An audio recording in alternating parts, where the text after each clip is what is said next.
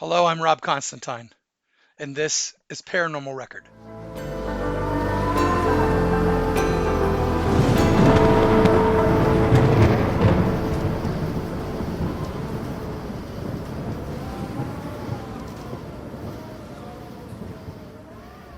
Ladies and gentlemen, welcome back to Paranormal Record. I'm Rob Constantine. Very excited about our guest tonight. A friend of mine, extraordinary human being who has led a life of many adventures and continues to do so. Uh, his name is Aiden Sinclair. He is a master magician and he is a paranormal investigator. And he is the resident magician at both the Stanley Hotel in Estes Park, the hotel that The Shining, the Stephen King book, was based on. And then also, he is the resident magician for the Queen Mary, and he does seances at both locations. He does theatrical seances for both locations.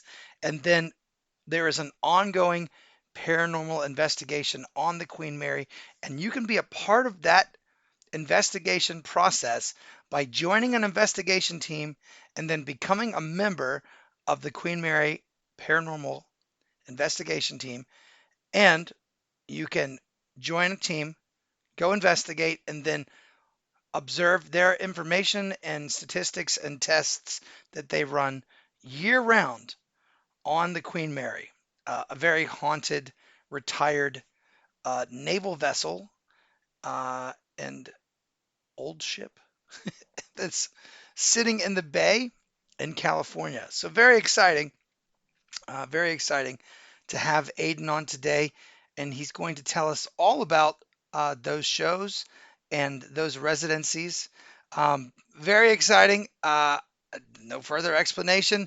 You can find all of Aiden Sinclair's information about his show at the Stanley Hotel and other things at aidensinclairsunderground.com. Once again, that's aidensinclairsunderground.com. And now, without further ado, ladies and gentlemen, on to the show. Tonight, I have two very special guests, a friend of mine, Mr. Aiden Sinclair. Hello. And who is you have a guest on your side as well. We introduce your guest as well, Aiden. I have the love of my life, Becca Knight. Love of my life. This is Yeah. I should do a show. That should be my next show. Yeah, she is my partner in crime now. So she Becca gets me into trouble and gets me out of it at the same time. It's wonderful. Just no crimes anymore. Yeah. Great to have. Yeah. That's relevant. Great to have you. Great to have you, Becca. So great to have you. Aiden. That's funny. We love you, man. Yeah. So all right, so guys, so here's the thing. Aiden, introduce yourself, and I think you can introduce yourself better than I could. So go ahead and tell us a little bit about yourself and what you do and who you are. Well, I am a professional apparitionist and paranormal illusionist. So I perform theatrical seance at historically haunted locations all around the United States. And we have a permanent theater at the historic Stanley Hotel in Estes Park, Colorado, which is the Shining inspired hotel. And we also have a theater on the Queen Mary in Long Beach, California. And in the midst of doing all of that, I got to meet Becca. And in addition to presenting kind of theatrical seance and kind of spiritualistic inspired magic, we've also delved into paranormal investigation because we just spent so much time in haunted places that stuff started happening and you kind of want to investigate why. So that's been a pretty big part of what we do for the last, for me, 7 or 8 years. And for Becca, the last 2. So you are an illusionist. You are a magician, a performer who does live shows. And in those live shows, it's a show, it's an art, it's an illusion. Yes. But yet you also are interested in real paranormal occurrences and have gone so far as to also become a somewhat investigator in that realm as well. You certainly could be considered an expert. I imagine you are interested in the occult and performance and magic all kind of combined to where you are now. So you have been reading about this stuff for years, and now Yeah. is and now doing things, and so But I think yeah. So that, wow, that's you. You're beyond the expert. You're also the hobbyist, and this is a passion of yours, that you not only perform, but this is an ongoing thing all the it time. is. It is. It's pretty much our whole life. It initially started as just a style of performance, but that style of performance was taking to me these, historic and iconic, haunted locations. And I started spending a lot of time there, so where, most paranormal investigators might go someplace like the Stanley and spend a weekend, I'm suddenly living in the place for years on end. So we started to experience things, the things that people would come to investigate that I was super skeptical of. The more I was in these places, the more I would start to have those experiences. And you either run away from those or you start to question them and go like, okay, what was that? What really was that? And the longer you're in these places, sometimes those experiences can get, really profound. So I had some things at the Stanley happen that were, emotional and personal, but also things started happening during the show. Like it got to a point where on any given night we'll do a show, and there are things that'll happen in the show that I intend and planned and are by design, and then there's stuff that just happens because of where we're performing. And what's great is when those things do happen, the audience tends to think, oh, that was a cool part of the show, or they'll come up to you afterwards and be like, I have no idea how you did this. And they'll walk away, and Becca and I look at each other and go like, we don't know how that happened either. So we kind of get our own show out of the show. Yeah. So, and the show itself has Wow. become something of a paranormal experiment to see what happens, and as skeptical as you can be, you start to see things that are not mathematically explainable. And it gets really curious. And that's really what got me going down the rabbit holes of the paranormal, was just, I had seen so many things that I couldn't explain that I got more and more curious about it. So it's been good, but because of what I do, when we do investigate, we generally investigate privately, just Becca and I. When we do invite the public, we trend to, before the Queen Mary closed and COVID started, we would bring in a dozen people on a Friday and a Saturday night to participate with us, but it gave us bodies to investigate, and we would let them do everything, but we wouldn't tell them anything. Like, we wouldn't tell them any of our experiences until the end of the night. So there was no bias kind of put into the room, or no names. Yes. You're not planting any seeds. We would just give them the equipment, show them how it worked, and then have a Q&A session and see if the equipment responded, and see what happened. And what we would see over 2 years' time on the Queen Mary are these consistent responses, and people would answer things and say things, and they would have no way of knowing those things. They would have no way of having those experiences beforehand. And we kept it all locked down we filmed everything. So we had a record of what took place, and then kept a really quiet, YouTube channel only for people who were there. So if you hadn't been to an investigation, you couldn't have possibly seen any of these videos or known anything. Wow. So that's a step further on that. That's great. That's a great idea.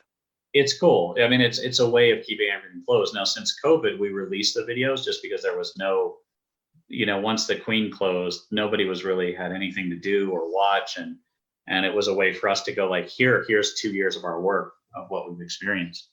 And actually on Tuesday, the 30th of this month, we're going to be going back aboard the Queen, just Becca and I, and we've got the whole ship to ourselves. So we'll be the only two living people on the ship for the extent of an evening of just investigating. And once again, we'll have people be able to join us from home too. Yeah.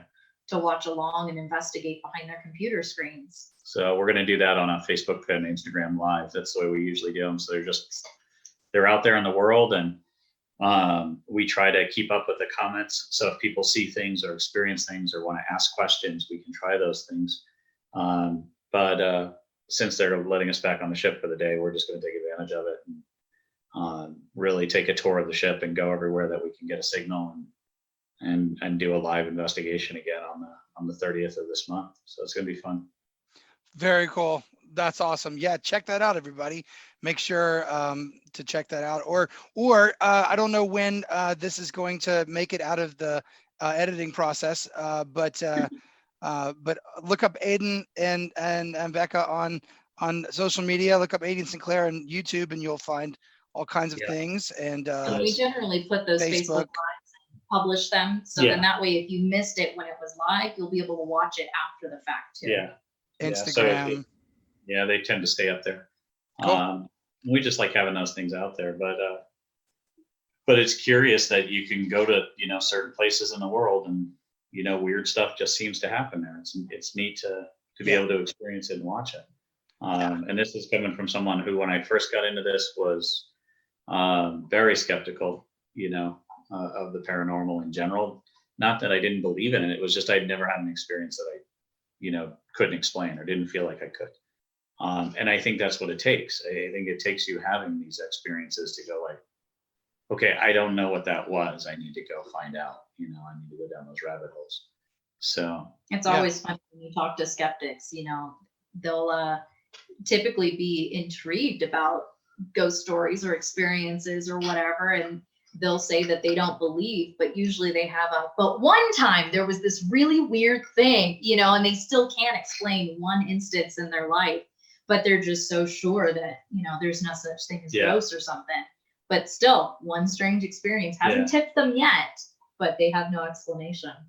So. Yeah, your the Scully to your Mulder needs to be logical as well. So if you're going to have a logical Scully to your Mulder, then it needs to not be too many Mulder incidences to tip your Scully.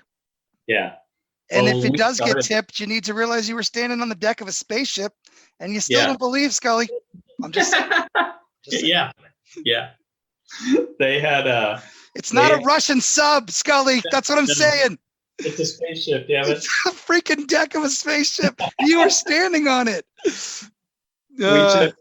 We took last time we performed at Dragon Con, we took some stuff from the Stanley to Atlanta for that specific show. I saw that show. Yes. So you remember the doll Evie that was there? Yes. So the doll belonged to a little girl. It was a guest of the hotel, and we kind of have told her story for a long time. But her story is emotional. So we got to a certain point where I just didn't want to talk about it anymore. It was just you kind of got to a point where you'd done the show so many times, but the emotional impact of the show on the storyteller can sometimes be just as powerful as on the audience, because she's a real person. For a lot of the people in the audience, they're like, oh, I wonder if that was all true. But when it all is, then you're telling a story of someone who lived and died tragically. And when you tell that story a lot, you connect with the person and you feel that. So as someone who's seen the show every night too, I see the nights that it affects him, or I know what his plan is for the show that night and what he plans to talk about. Yeah. And then I'll see the right turn that it takes, that something has pulled on his heartstrings and told him, nope, you're going to talk about this person or this situation tonight. And the nights that he'll close out the show and almost be in tears. That doesn't happen every night. No, and it's weird. You don't know why that happens. But I watched that show and I didn't think I assumed that she was not real. I assumed it was fiction. Yeah. And I assumed, but wow, to know that that's real and a real relic of that person. Yeah. Geez, Aiden, you could have just made it up and maybe separated yourself from. Goodness gracious, man. But that's fine though. Here's where the paranormal kicks in though, right? Is that her story got a little too hard to tell after a while. So when I came back from Dragon Con, I decided I wasn't going to do that show anymore, and we'd do a whole new show. I'm glad I saw it. I'm glad I saw that one. Well, she's so I'm glad I see all the shows. I know that you're all over the world, all over the nation, and I get to see the shows I get to see, but I love that you come out to see every one, man. And you've got of course. To see, I think 3 or 4 different ones too. Big fan. I've seen the circus. I've seen the circus tent one. Yep, that's a fun show. That's a heartbreaking show too. I haven't even seen that one. Oh man, yeah, that's an old one. And I also had seen the special that you pulled the clip from. So that one had a header. That one had like a prequel to it that I'd seen that documentary. I think it's a one-man show of his, and I'd seen The Life of Riley. I chased that down and saw it before your show, just because it was something I chased down. And so then you said that a light went off and I almost made a noise, but I didn't, you know, I'm trying to. Yeah. You have your friends making noise like during the show. Rob, oh, sorry. No, like, I you love know, it. like, I love that and I was excited. I was certainly excited. I had somebody tell me that was a lazy way to do a show, that I could take 5 minutes of somebody else's show and just air it. But it's so relevant because you're able to go relevant. Like, this is someone who was there. Actually there at this event that I was talking about, and you can see the experience that they have, and to watch him. I've seen that clip a million times, and I still get really choked up at the end when he talks about. He's so amazing. Though. I love he's amazing. He's a great storyteller. You know, it's it's so good. But we got back to the Stanley after Dragon Con, and we wrapped that show, and then changed the show by taking our entire collection of paranormal stuff. At the time, I think it was like 40 or 50 items. There were things from the Titanic, things from the Jack the Ripper case, but then there were the coins, mummified human skull. Yeah, mummified human head. Aiden, off the record here, and I can edit this later if you want. All of that shit is fucking real. Yeah. All of it. Aiden, all of it. Look at my face. All of it. Yeah. It lives in my house. Come on, man. Come on, man. I'm gonna love the show the same. And I'm also a writer and actor. I'm in show business. It doesn't have to be real, Aiden. Yeah, no. All right, one more time. It's all real. But it's better that it is. And since that time, the Titanic ticket that the guy bought off the cabbie, the coin, all of that shit's real. It's all real. It's all real. There was a day he opened the mail and he was like, "Look at this, my friend." Aiden, that's amazing. And I just see a jar of dirt and a picture of a dead guy, and he's like, "This is his grave dirt." I'm like, "And you brought that into my house? Thank you." So, but Aiden, I am again just blown away. I love your show so much, but now I can't. Now it's even more founded. Like if I was gonna dig a hole as to how much I love your show, I would have to dig it a couple inches deeper now and work on the whole shape, just to get more embedded. It doesn't have to be real, sir. But it's better that it is. Good Lord. No wonder you pull at the heartstrings so beautifully. I thought it was all acting, and it's fine that it is. Good Lord, it isn't. No, and that's what I like about. Good Lord, sir. Good Lord. Audience ridiculous. No, they don't know what's real and what isn't. That's what they do now. They do now. Now they do. And has haunted artifacts do not open. Is that the one you wheel around? Yeah. Yeah, I've seen that. Yeah. Yeah, you can't. Wants to examine it. They open it up and then go, "You're good." Yeah, I had the best experience in Atlanta last Dragon Con. They were banging on your door like, "Please take this back. It talks to me at night." Yeah. I had that opened it, and the first thing that he opened it up and he sees, he just looks down, he looks at me, and he says, "Is that a Ouija board?" And I says, "Yeah." And he goes, "You're good." And I was like, "I thought you had to check." He goes, "You're good, sir. Close the case." It was hysterical. I was dying. It was.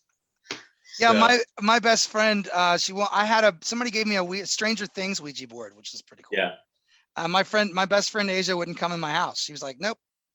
Yeah. And I'm like, "It's in a box on the shelf. It's a piece of it's a piece of cordboard." And she's like, "Nope." We've truly had people walk out of the theater because they come into the theater and sit down and then they see it. And it'll happen about twice a year. Somebody will get up and be like, "Nope, I'm leaving." We had someone, I think twice last year. We had someone 2 weeks ago that was asked to participate in the show. Yeah. Had to get near the Ouija board, and the second Aiden touched it, they went nope and walked back to their seat. It was great. It was a great moment, but it was. Oh my gosh. And we have the same impact if we're doing something with tarot cards. There's times that, people have. Yeah, I don't want to know. I don't want to know my fortune. I absolutely do not. I don't want to know it. You can keep that shit. Well, what's great is we have a book sometimes now that is a book of fortunes, where you just open up this book and find your birthday, and there's a fortune written for you for your birthday. And I think a lot of people get excited about doing it, and then they realize that not all these things are good. There's a Nintendo game. There's like an NES like Mystery of the Tarot, and it's a bloody game, and it'll draw cards for you. Oh my God, that's awesome. Yeah. No, absolutely. It's an 8-bit cartridge. It has that like sun with the kind of George Washington looking face on the cover. I don't know if you're familiar with that design, but it's everywhere. It's on blankets and shit. That's a trip. Well, when we got back from Dragon Con and put everything on stage, the new show the idea was to take a beanbag and throw it into the audience. And if you caught the beanbag, you would look at the collection and whatever you were drawn to. And do that show based on that's great. Here's where it gets great. crazy. Of course, if I see the same show twice, then I'd be mad. I'd be like, no, Aiden. No, pick something else. No, pick something else. It wasn't the same. I can only see one show a year. No, it ended up being the same show 36 times in a row, though, because we threw out the beanbag and we had that doll on stage. The very first night, the person who caught the beanbag picked that doll. And then that happened 36 times in a row, no matter who I gave the beanbag to. Evie is charming. Yes, but there were at the time 5 different creepy ass dolls in the collection. There were, and the very last time I threw it out, I deliberately stood in the back of the room as the audience was coming in and was trying to figure out like who's not going to pick the fucking doll. I was looking for someone. Yeah. And I find this teenage boy who's like punching his sister. Sagging pants, hat on sideways, and he's just a dick. He's on just his phone. Yeah, it's not even his phone. Yeah. So I deliberately there's no way, when there's a Jack the Ripper razor blade and a human mummy head, and those are boy things. A boy's not going to pick this doll. So I throw the beanbag to him, and he really takes his time and enjoys all the attention that he's getting and looks at every item, but then he makes eye contact with Evie the doll. And when he looks at the doll, this kid took his hat off, got really quiet and said, "What's the story with that doll, sir?" And when he said sir, it was like his mom was going to have a heart attack, because this isn't that kid, he doesn't say sir, he doesn't. So I looked to the back of the room, and the girl that was working that night literally had seen this happen so many times. She was like, "What the fuck?" And just kept her hands. So that night we took Evie and wrapped her up in velvet. We put her in a box. We're like, that's just, you need to go away for a little while. So the day that we wrapped her up, though, there were 3 different photographs taken at the Stanley Hotel by tourists. And in the photograph, you can see the image of a little girl walking down the staircase of the Stanley Hotel, and you can see through the girl. And none of those pictures left property. They were all taken by guests in the presence of tour guides. And they were these people who go to check their picture. Yeah. And then they see this weird figure in it and scream and freak out. So for me alone, the math of the odds of somebody picking that doll night after night, and we were moving it. We were like, maybe it's in the eye line, and maybe is there a light that's hitting it, and that's what's making people pick it? Yeah. We moved her and we tried to change the position and hit her behind things, and still she got picked every night. Hit her behind. She's in the other Pelican case under the stage. Yeah, like, it's insane. Is there another case? And you're like, what? Is there an object hidden you don't want me to pick? Yeah. Is there another case? I see it. I don't know. Is there another case? Sit down. Sit down, sir. Who else wants to play? You've seen the marbles, right? Yes. The pearl. So, yeah. So I did that one night, and I had been flying the day before and had been up for about 36 hours before the show. I was just kind of running on autopilot going through this show. And I'm in the audience, and the marbles are all, the pearl's out of the bag, everything's out into the room. And I look at the room, and I bring up this little girl. And before I could even tell her, what I want her to do, I said, "Are you willing to participate in this?" She goes, "Oh yeah, you're going to want me to find where the pearl is." And I says, "Yeah, that's what you're going to do." She goes, "I already know, he has it." And she just very directly points to this guy. And you could have heard a pin drop in the room. So I look at her and I go, how do you know that?" And she goes, the little girl told me. And the room gets a little more quiet. And I was like, what little girl? She's a mark. She's a plant. I wish I wanted to pay this girl afterwards. Oh my God. But she literally says, there was a little girl that was sitting next to me for the whole, oh, that's weird. She's gone now. But she said he has it. And I'm looking at like her mom and dad, and her mom and dad are like, what the fuck, is going on? So I look at this guy and I was like, do you have the pearl? And he opens up his hand and there it is. And this little precocious girl goes, told you, and just walks off. And I was like, the fuck was that? Yeah. Wow. That's, so it's that kind of stuff that happens.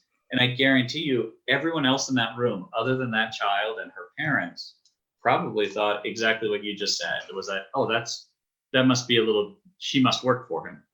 That must be part of the show. Although that's got to be against, child labor laws. But it was. No way. She's not part of our show. She's not part of the show. It just worked out that way. Yeah. It was definitely part of the show.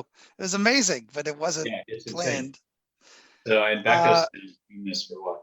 Almost 3 years, and it seems that happened. Yeah, because Becca, you're the expert on the Aiden Sinclair show because you've seen them all, and and you're like the stage manager. Are you a stage manager?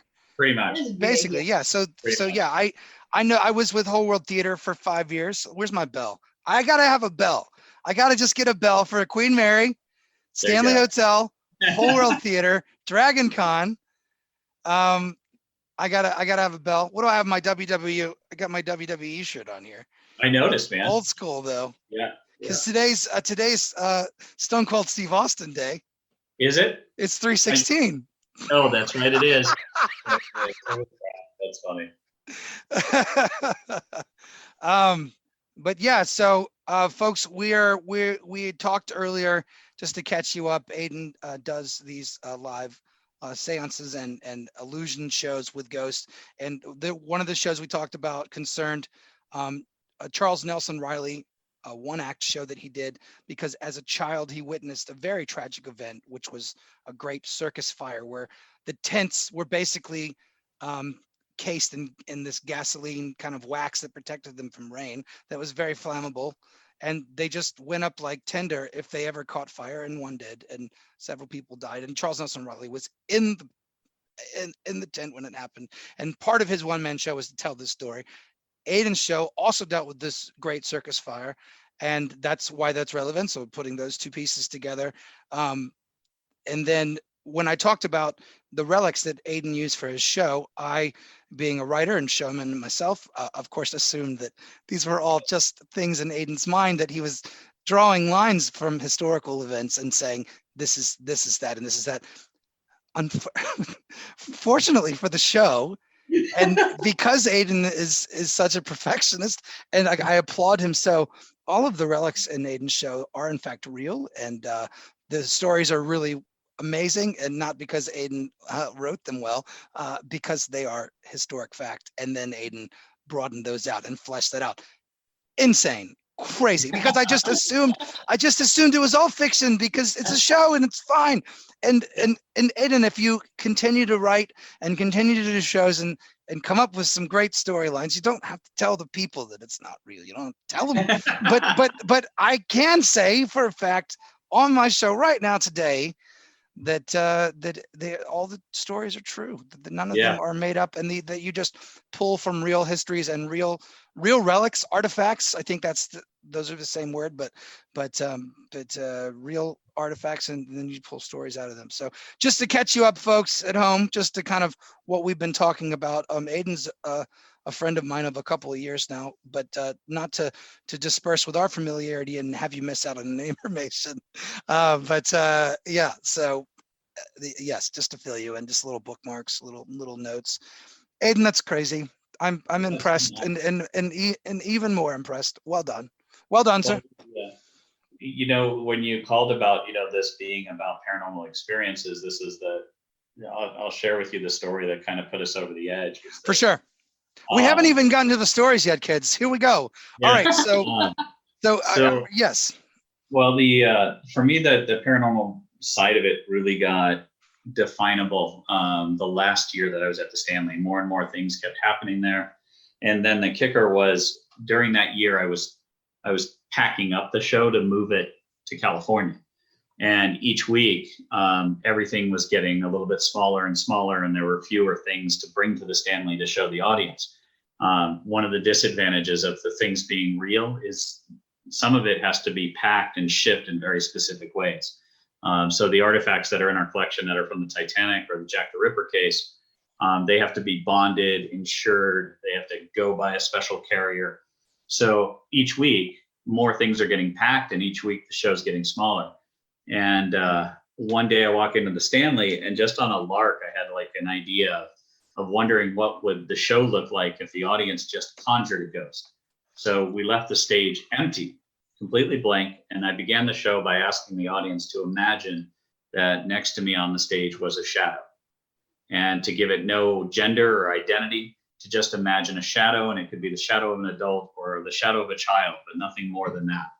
And then I randomly picked somebody and said, what do you imagine? Do you see a child or an adult? And that person that night said a child.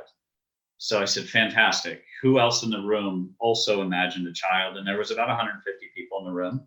And a bunch of hands went up. And I said, those of you with your hands up will now create the identity of this ghost that we're going to interact with tonight. So I asked one person, is it a boy or a girl? And it was a boy. And I asked somebody else, how old is the boy?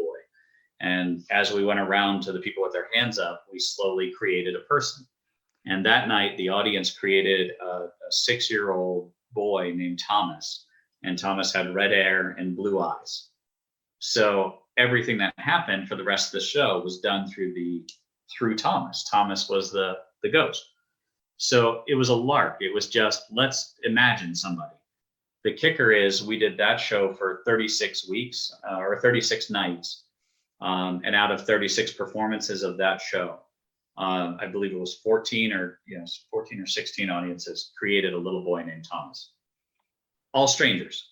None of these people had ever seen another show.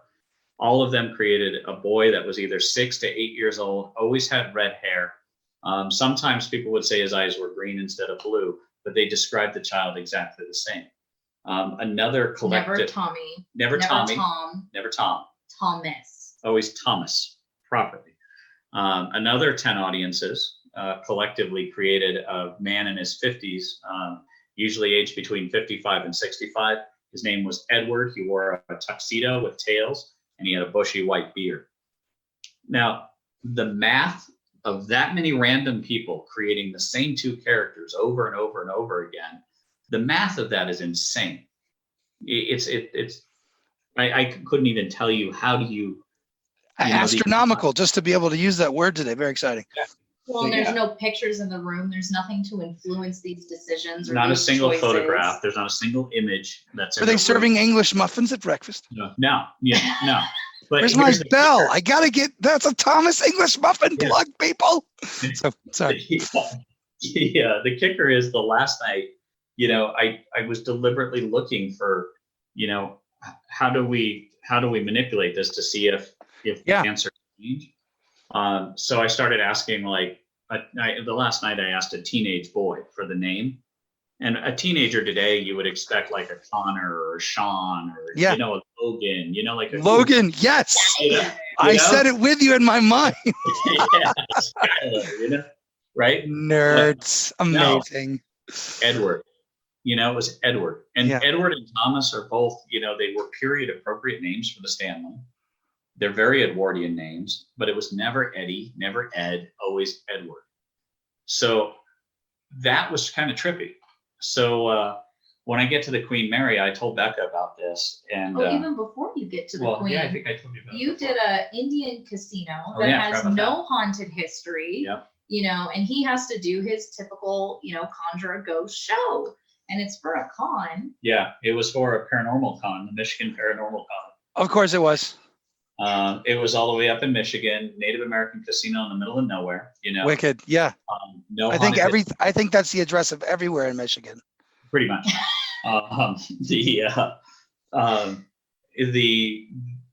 I go into doing this shadow show, and as the audience is creating a ghost, they created an 18-year-old girl with blonde hair and blue eyes, whose name was Christine.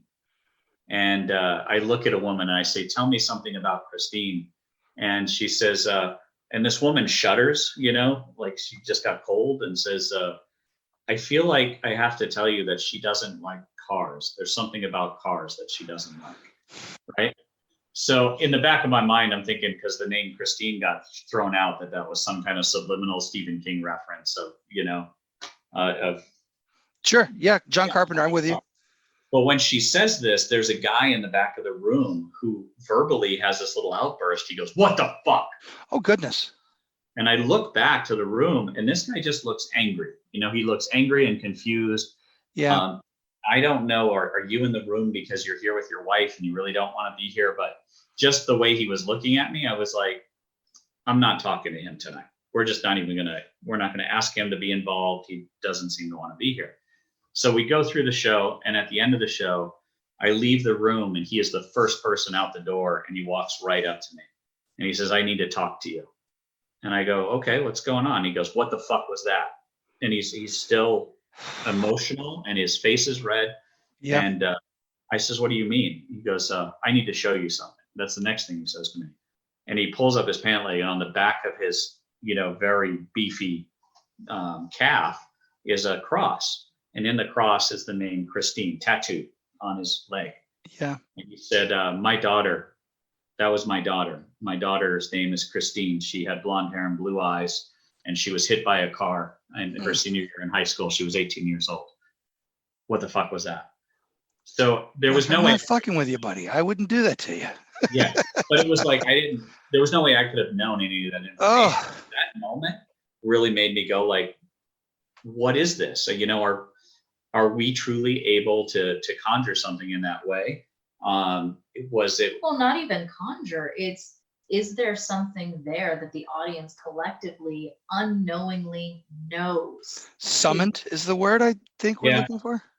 Well, it makes me curious. Like at the Stanley, is there a little boy named Thomas who wants to talk to people? And that's, when I'd ask somebody, hey, what's this little boy's name? Somewhere in the back of their mind, they got this little whisper of the name Thomas, Where are the answers coming from? When we got to the Queen, we wrote the show about 3 iconic ghosts of the Queen Mary and who they might be. And the show began by introducing a guy that sailed on the ship regularly. He was a card cheater, and he was a real person. And we can't say that this real person is this ghost, but he is someone that is of the same physical stature, and he was a good representation of a ghost story. So we do this show for a couple of months, and after telling Becca about the shadow show, she was like, we should do that here, but we should keep a record. We should write down what happens. Yeah, like a dream, like a dream diary for the summons. Oh, cool. Yeah. So. Oh wow, man, that's great. So we did this, and the very first night, it's trippy that Margaret Brown was in there. Did you know she was in there? No, I didn't. Is that Titanic Margaret Brown? Yeah. Sweet. Yeah. Oh, cool. That's like a real old picture of her. Cabinet card. Yeah. Very cool. Very cool. So we do the show, and this very first night that we do it, nobody in the room had been to any of the previous shows, and the audience summons, they create. An adult male, age 40. He has salt and pepper hair and green eyes. He likes pistachio ice cream, and he travels in first class. His name is Albert. The gentleman that for the first 2 months of the Queen Mary, we talked about, Albert Renault, for 2 months. And the first night that we don't talk about Albert and we try this experiment, the name and the description is Albert. How did you shake that off in front of a live audience, Aiden? I think too, we made eye contact and we were the actual plot. Yeah. Because there is no way that, the odds of that happening are so surreal, and the kicker is I got this guy Albert's hat, in the room. So I'm like. But there's no plaque that says belong to Albert. No. Yeah. And people don't know. He never reveals in the show that Albert's hat is on the stage. But after the show, we had 2 or 3 people come up to us and go, by the way, he was wearing a hat. I gotta tell you, he was wearing a hat. And we're like, yeah, about that hat. He did. Is there another box that I can choose from? Yeah. A few weeks after that, we try this again, and the audience starts, creating the identity of this male ghost, and blonde hair, blue eyes, wears a business suit. And as they're describing this person, I'm sitting in the back next to this family, and he calls on someone to name the ghost, and this guy goes, Rodriguez. And he's like, okay. Because they just described a very Anglo-Saxon kind of looking person, blonde hair, blue eyes. Hey, we're in California though. Come on now, we're in California. No. Rodriguez. Well, I mean, it was a surfer guy, but Rodriguez. But she's in the back row with this woman. And this woman in the back row immediately becomes uncomfortable. And she starts shifting in her seat and getting weird for the rest of the show, to the point that I turn to her husband and go, is she okay? And he's like, yeah, she's fine.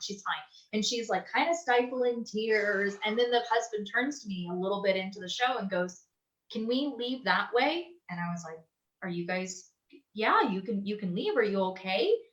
And they walk out. And anytime things like that happen, we want to make sure that people are okay, but also we want to know why people are leaving the show. That it's relevant. It's we need to know for sure. So I walk out and I'm like, are you okay? What's going on? And she's like, what was that? And I was like, you need to tell me what you experienced. What was what? I don't know. We're doing a show and nothing happened for me. What happened? And she's like, you guys the audience described my father tonight. And I was like, okay, well, where is your father? And she said, he passed on when I was a baby. I never really got to know him. What does that mean? Rodriguez. What do you think that means? And I was like, oh my goodness. But blonde hair, the blue eyes, and last name, Rodriguez. She said her father was a businessman and traveled and, would have been in a suit. And we've just seen a lot of that strangeness. Like there was we had this young boy that was maybe 8 or 10 years old that came to the show with his family and comes walking into our room, and the first thing he says is like, this you couldn't used to come in here. This was the mail room. This wasn't a theater. And there used to be shows in this other room though, right next to the theater, which was actually the 3rd class lounge where they did talent shows every night. And then the kid points to another room and he was like, I think I used to smoke in there. And we're looking at the parents like, what's up with your creepy kid? But she was like, yeah, he just knows stuff like that. And we think he's been he's lived another life. But there's no way he could have known that. Sure. He's fucking 10 and not, he wasn't that kid like, hi, I've studied everything about the Queen Mary. I know he wasn't that kid. And that kid exists. Stepped on the ship and started guiding them around like he had been there before without ever looking at a map. He just was like, come on, let's go. Come on, let me show you where this is. Let me show you where that is. Oh, man. So I don't know. It's like we just see a lot of strangeness, and we spend a lot more time in these places. And we kind of opened the door a little bit too. Yeah. But on the Queen, we just started, that transitioned into starting to do actual investigations on the ship. We opened them up to the public, and because of what I do, I never want anyone to feel like they're being manipulated or that there's any deception at play in an investigation. So my role in an investigation, I just step back. I just leave and record, and I want to watch what's going on. And we did this investigation where we brought out Grant Wilson from Ghost Hunters, and Grant, awesome. So he's a great investigator and one of the most knowledgeable people in the paranormal that I know. Super cool guy too. Like Grant's always so nice to hang out. Yeah, I've met him a couple of times. Investigation I could ever have. Yeah, and that was like her first investigation. Did you spring Grant? Did you spring Grant You spring Grant Wilson on people? You were just like, and with us today is Grant Wilson. Yeah. You did? Well, it's more of his approach to investigation. It's humanistic, it's caring, and he doesn't go looking for ghosts. He goes looking for people, and it's, wow.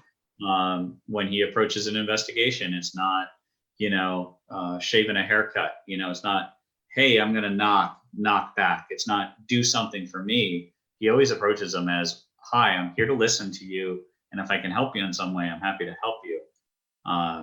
But I'm here for you, not the other way around. And I think that's one of my big disappointments with many people in the paranormal in general, is that it's sensationalized and it's self-gratifying. People go and investigate. They really don't give a shit if there's a ghost there.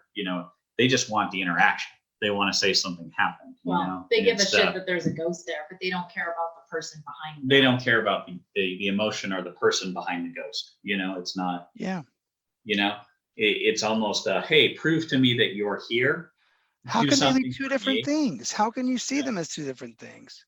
Like there's a reason why they are there, and we're not really sure of that. But if you listen, they might tell you, or at least, how could it not be about them? I'm so confused. I guess my brain doesn't work. But it is, okay, this happened to me. Yeah. So it's we try to take that approach, so we try to be very open on the Queen, and we just go, hey, we put a theater in this space, and we weren't here yesterday, and we're here now. So if there's somebody here and we're in your space, we're not trying to intrude on you or make you leave. And if you want to talk to us, we'll listen, we'll do what we can. And that very first investigation was kind of hit or miss. Some things might have been happening or they might not. We weren't really sure. And one of the primary methods we use in investigation is called the Estes method, that was developed at the Stanley Hotel by Carl Pfeiffer and Connor Randall. And it is a spirit box technique that isolates the spirit box. You've seen the little radio devices that just run through radio frequencies. And the idea is that perhaps, an entity can use that device to communicate. The problem with them, as they're normally employed, though, is that they're usually plugged into a speaker, and a group of people gather around it and say, is there anybody here with us? And then you hear that, running sound of it scanning through frequencies. And inevitably somebody in the group will say that they heard something, go, oh, I think it said Dave. Well, if everybody in the group hears the question, then as human beings, we're predisposed to be looking for an answer to that question. If we are even in a silent room and we go into some spooky old hospital and nobody's there but you and I, and we both stand there and you ask, is there somebody here with us? We're both hoping that someone will say yes. We want to hear something. So it makes it really open to confirmation bias and psychological influence. What Carl and Connor did was they took the spirit box and they plug it into sound isolating headphones. They're like, the headphones that a drummer wears in the studio. Yeah. So you can only hear you can only hear the feed that's going into your ears, but you can hear nothing else in the room. Yeah. So that's what they did. They plugged the spirit box into these. That's awesome. That's a great idea. And it isolates the person audibly, but they also blindfold the person. So like if you were to hold up your fingers and say, how many fingers am I holding up? They can't see that. So if you have someone that is visually and audibly isolated and they're just listening to the spirit box, very focused on it, and their job is to just say out loud anything that they can make out, it gets really interesting when this person can't hear and can't see, and you hold up your fingers and say, how many fingers am I holding up? And that person says 3. Wow. Where the fuck did that answer come from? Just a couple of wavy lines. Yeah. It's just, so the very first night on the Queen Mary that we did this, Grant wasn't sure if we were really talking to a person or not. So the other two people, Aiden, are also doing these live ghost hunts with you guys. They were at the time. Investigation. Yeah. Okay, cool. They would at the time. Now it's just the two of us that do it. Okay.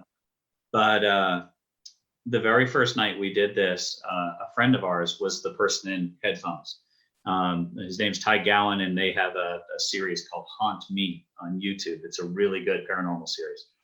And he's in the headphones. Ding. And ding, ding. give it a plug. He's in the headphones and he's listening and saying anything that he hears. And Grant says, look, if there's somebody really here, I'd like to know something about you. Can you tell me your favorite song? And Ty kind of tilts his head and he says, Skylark. And everybody else in the room kind of made a joke or laughed it off. And Skylark. yeah. And I'm standing in the back of the room. I listen to a lot of 1920s, 30s, and 40s music. And Skylark is a song. It's not only a song, but it was a very popular song at the end of the 1930s and the early 1940s. It was a period appropriate song for the Queen Mary. And not only that, it actually has some history with the Queen Mary, and that the song was written initially by Johnny Mercer, and it was written about his affection for Judy Garland, both of whom were passengers on the Queen Mary at different times. So that's kind of cool to me. The problem is nobody else in the room knew that. Nobody else knew the history. And I felt like if I spoke up and said, holy shit, that's an answer to that question, it would sound like I was just making it up, or that I was, no, really, Skylark's a song. So instead I stayed back and I took note of it, but everybody else in the room just let their conversations carry on, and the paranormal activity kind of stopped. So after everybody left, I told Becca about this, and we have a playlist that is, our sound system on the Queen Mary runs 24/7. It never turns off. And it is all that music. It is all 1930s and 1940s music. And there's probably 300 or 400 songs on that playlist. At the time, Skylark was not one of those songs. So I tell her about this, and I added the song to the playlist. So now I was like, if somebody asks to hear the song, I'm going to add it, and then it'll be in the room for that person. And that meant that over a course of a 24-hour period, that song would play, at least once a day, if not more. And we went about our business. A lot of times more. A lot of times. But, and that's the other thing. You've got, when you have digital playlists, Sure. what the odds are of random, of what a song should come I just drove to Savannah and back, and it didn't play any Black Crows. I was really mad. I'm like, hey, one of my 3 favorite bands are. You didn't play any? All right, now. But here's the kicker: is as big as that playlist is, that song comes up way more than it should. My iTunes likes No Doubt. I swear, there's 4 No Doubt songs on my, and I love No Doubt. But it's like, again, we just started the whole thing over. You're gonna throw me some bathwater? All right, It'll tend to come up too, times that we're talking about the investigation we had the night before, when I'm talking about who we believed asked for the song. Then the song will turn on. I'm like, yes, I'm talking about you. Yeah. And this song is playing in the lobby. It's playing in the lobby outside the show. Yeah. And sometimes you're closer to the door, Becca, because you're house manager. So you can hear it kind of because you're back there and you're in and out probably. And oh my gosh. That's so crazy. It's almost like somebody wants stage house manager, Becca. You're wearing all the hats. He does it all. Oh, yes, you do it all. But yes.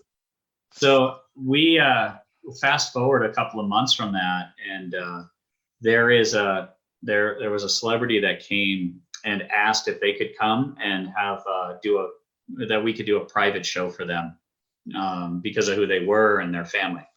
That's cool. Yeah, and they are amazing people. They're people that have been to Dragon Con and are incredible. So anybody listening to this, if I was allowed to say their name, they would know who it was. But on the celebrity side, what's cool is, you always have these expectations of certain personalities of like, God, I hope they're nice. And they were the nicest people. Yes. And there was something about that night. There was 15 people.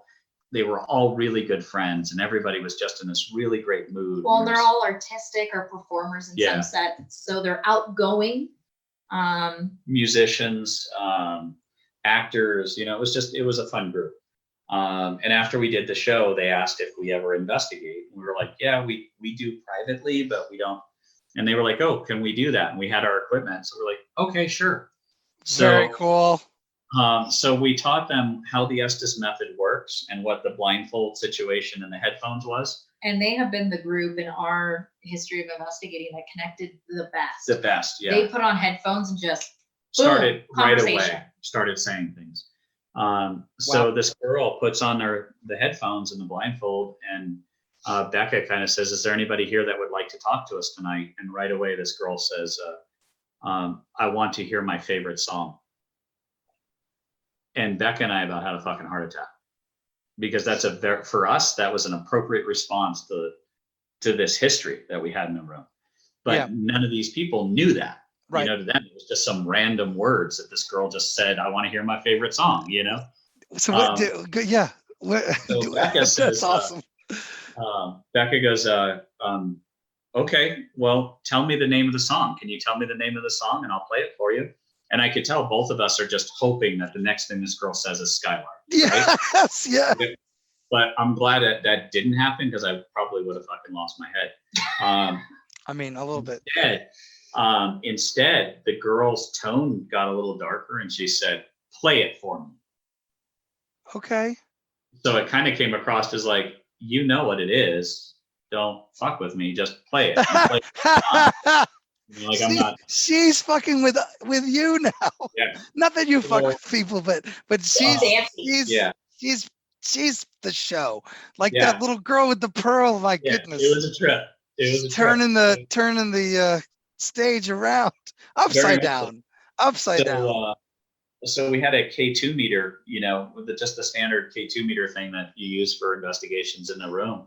And it got quiet for a minute, and then Becca, you know, basically was like, "Hey, if you're talking to this girl and maybe she can't hear you, maybe if you were to touch this little device, maybe if you could touch it, it would light up, and then we could see you that way." And the thing just bing, it pings all the way out to the red. So she was like, "Good job, thank you. I can see when you do that. Can you do it again?" Bing, it does it again. And she says, "Okay, how about this? If I name the song you want to hear, would you touch the light?" Bing, and fires off. And all of this is just deliberate responses. This is a girl doing the Estes method. She knows none of this other stuff. I'm asking questions. Yeah. And the You're girl asking questions. No clue as to what's going on. She has no idea. She's just listening with blindfolded. Yeah. Completely blind. And because she's not saying the name of the song, we don't want to just go, "Oh, is the song Skylark?" Yeah, no. It's got we gotta confirm it. We gotta make it. Yeah. No, for sure. Word, you know, people don't know the word or that the song is Skylark. So she might be hearing it and going, "I'm not going to say that. I don't think that's a real thing." So you're asking questions. Okay. Yeah. So I go, "Great. Is the song second star to the right?" Nothing happens. Is the song As Long As I Have You? Nothing happens. I ask, is the song Skylark? And it goes up to red. It just pings out. Yeah. So, oh my God. We're like, okay. And Becca goes over and grabs that, you know, it's got our playlist running on it. And Becca goes, "Okay, I'll play it for you." But the song list there's like fucking 400 songs. So, we didn't really put Skylark in any specific place. So she's having to scroll through the playlist to try to find the song. And while she's scrolling, all of a sudden the girl in Estes goes, "I can't hear it." This ghost is impatient. Yeah. But everybody kind of laughed, because we're like, "Hold on, we're looking for it. So she finds it, she presses play. And when she presses play, the song starts coming out of the speakers, and the K2 meter pegs out at red. And it stays pegged out for the duration of the song. And it's not coming from the song playing either. It's not interfering with the K2 meter, because the entire time during this investigation, we can't turn off our music or else it disconnects our speakers. So the music is always playing in our room 24/7. Either the volume is up or it's turned off to where it's basically muted. So that signal has been going through the room the whole time. The only thing that has changed is the volume has now been turned up so that we can hear it. Yep. And volume has no impact on K2. And when somebody's answering questions, she's saying that I'm hearing someone say this and now I'm telling you what they said. Yep. It's not a conduit to where the person becomes possessed and just speaks to the ghost. She's saying to that, but it seems more that it's just you're able to hear them. and it's like, And she you're stopped able- saying you're she's, cutting off the other senses so that you're able to connect, and then the person's just able to talking. hear only Yeah. them. Yeah. It's a Eventually really- somebody says, stop saying the ghost says, or I hear the thing say, they just Yeah. start answering for them, but they're Yeah. not like, And they're there's not the- like possessed, like, No. like, No. No. right. And- Yeah, Well, no, they just but it just, whatever they hear. over And time, too, it- people it- will it feel takes, yeah. inclined to say something, so they'll kind of raise their hand or be like, "Hey, Oh man, yeah, that's this is adorable. me. Yes. I need to tell Yeah. you daisies," and then they'll go back, and it's weird too that some people will really connect, and you kind of get hypnotized by the. That was of my the next, light bulb. that was my next question. Yes, that it Um, kind of becomes a thing because it's what is that, altered They're states? sensory What is that? deprived. It's senses are isolated. So Yeah. yeah. Well, the kicker of this is while the song is playing, the girl in headphones has no idea any music is being played, doesn't know anything that's happening around Because she's got the in-ear pieces. Yep. Yeah. And then she says, while she's blindfolded and all this is going on, she says, "I like it. I'm dancing." Oh man. So All it was- the while, the K2 meter is still at red, not It's just- flickering. yeah, Which, if you've ever used a K2 meter, like they flicker. it doesn't do that.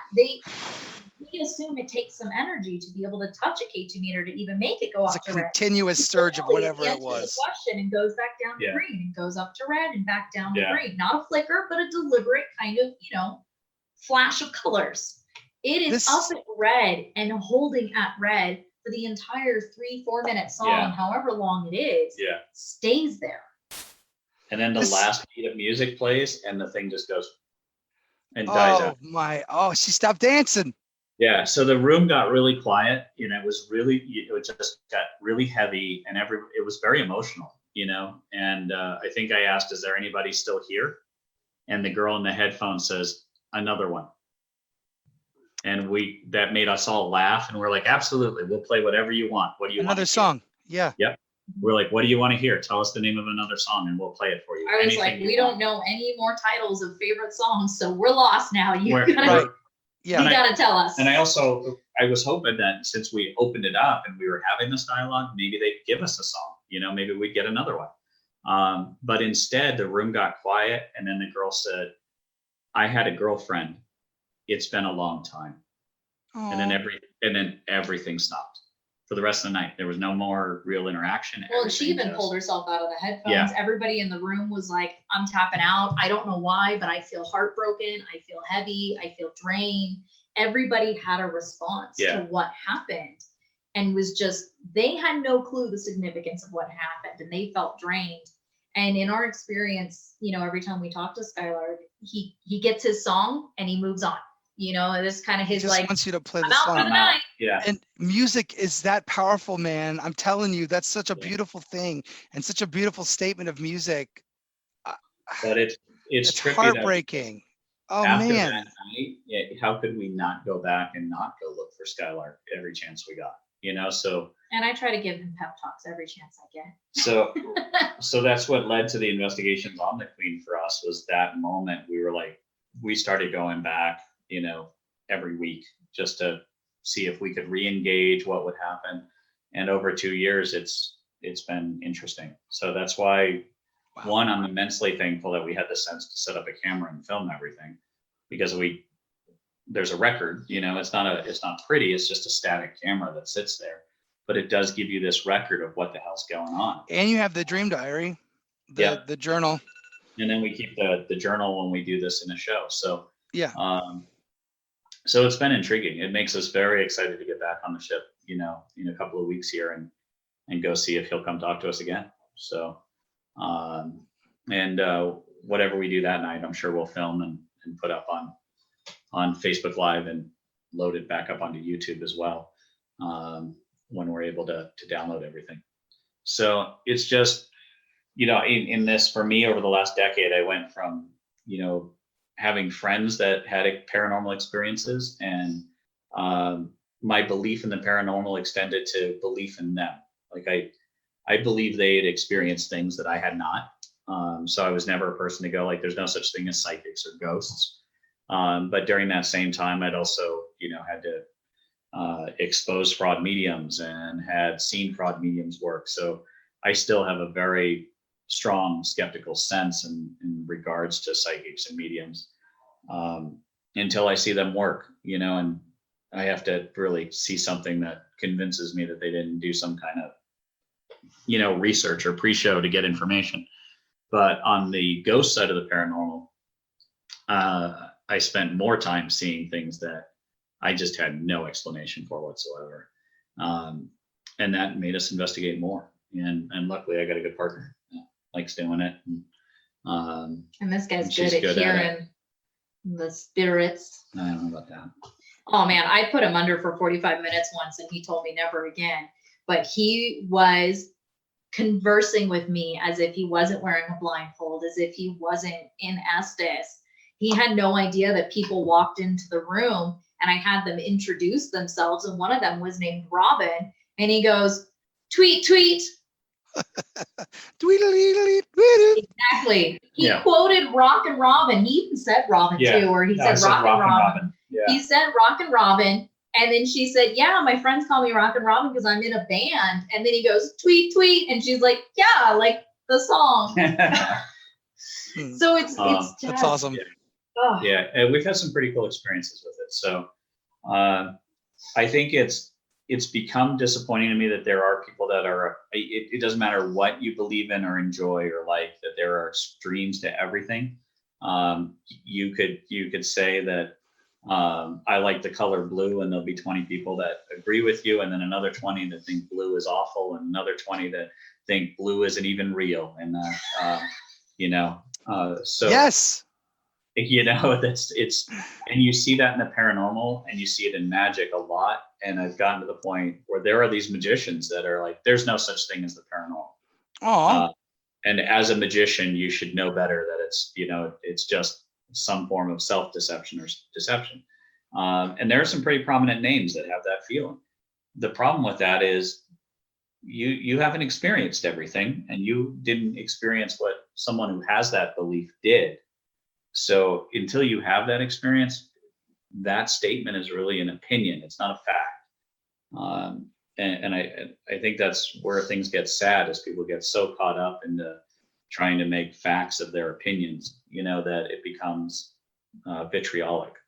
I think it's a nicer world if everybody's just open to like, okay, well, you experienced something I didn't.